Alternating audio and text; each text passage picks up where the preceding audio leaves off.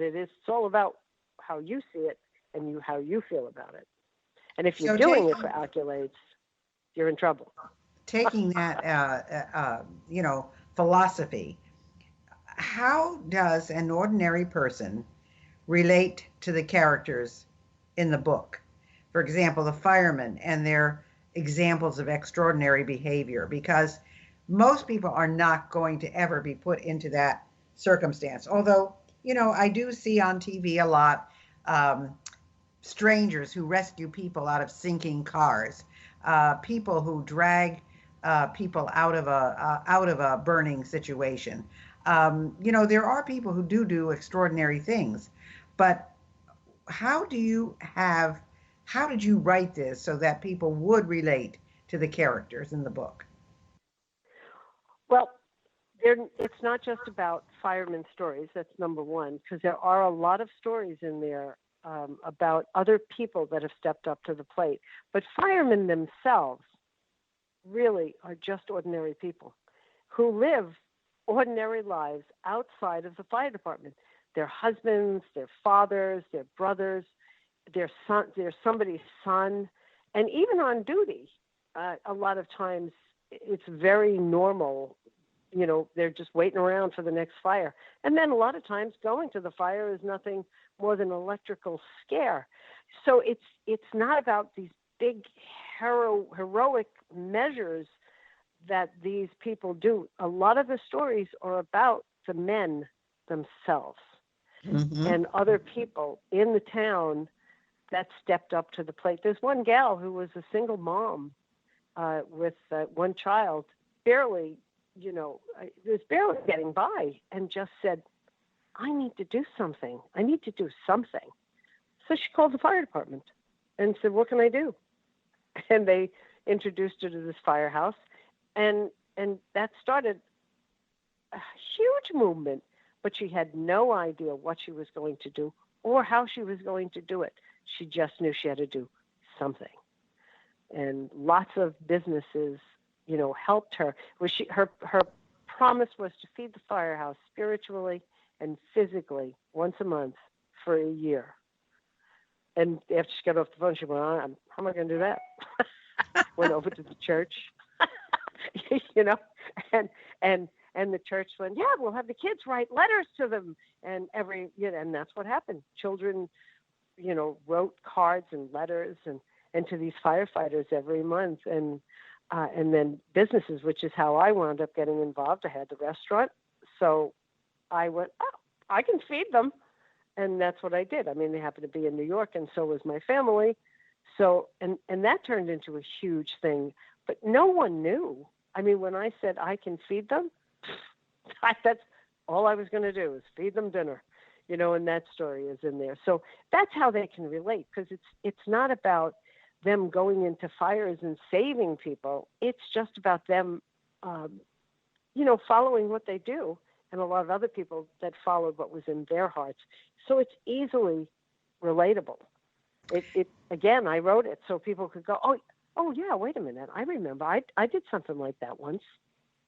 So what made you choose this title? Oh, I guess, that's a really good question. I wish I had a really great answer for it. I know it was about leadership, but leadership, the fact is you don't have to take over the company to be a leader. And then I thought, where does it start? So I guess I just boiled it down and wound up with the small voice inside of you. Leader is the leader. You're being the leader in your own life.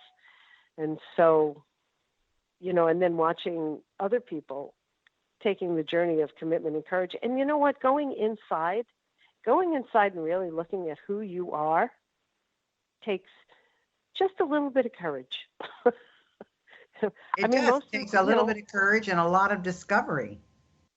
Yes. And when you discover that you're really pretty swell, it's very cool.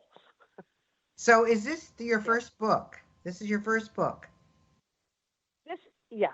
yeah, technically it is. I started this book 5 years ago, and it was only 10,000 words, and a professional editor found it and said, "You need more review." And I said, "Let me see if I can get this straight. You want me to just keep talking?" And that person said, "Yes." I said, "Oh, okay, here we go." Well, now it's much bigger. But now there is firefighter stories, and there's a whole lot more. And it brings it. Before it was just about that firehouse. Now it's about people and how they can relate to it. So it was a journey just to find the title. Wow. And to make it feel okay. Yeah. So where can they find this book? It's on Amazon. It's in Kindle edition and on print. And it's Finding the Leader Within, A Journey of Commitment and Courage. And it comes up just like a grown-up. I'm like, this is and where very can they cool. find out more about you, Annette? What is your website? AnnetteFazio.com.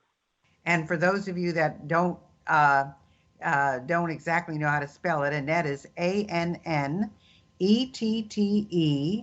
Fazio is Fazio, and it's AnnetteFazio.com.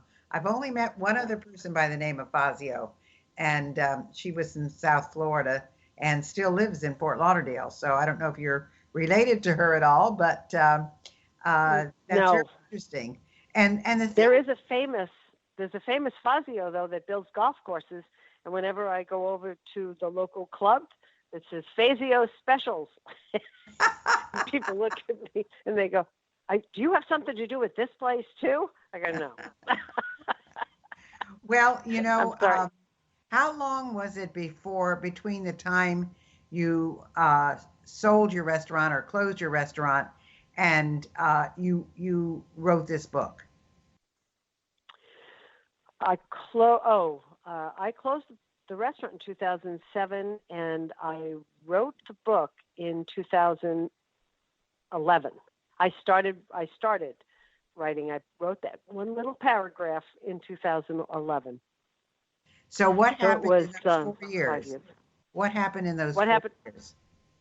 You name it. I mean, I closed the restaurant. It was not a good thing. I got breast cancer. I survived it. I tried to pull after 20 years of being in the restaurant business. Let me tell you something. It takes a while for your brains to get unscrambled.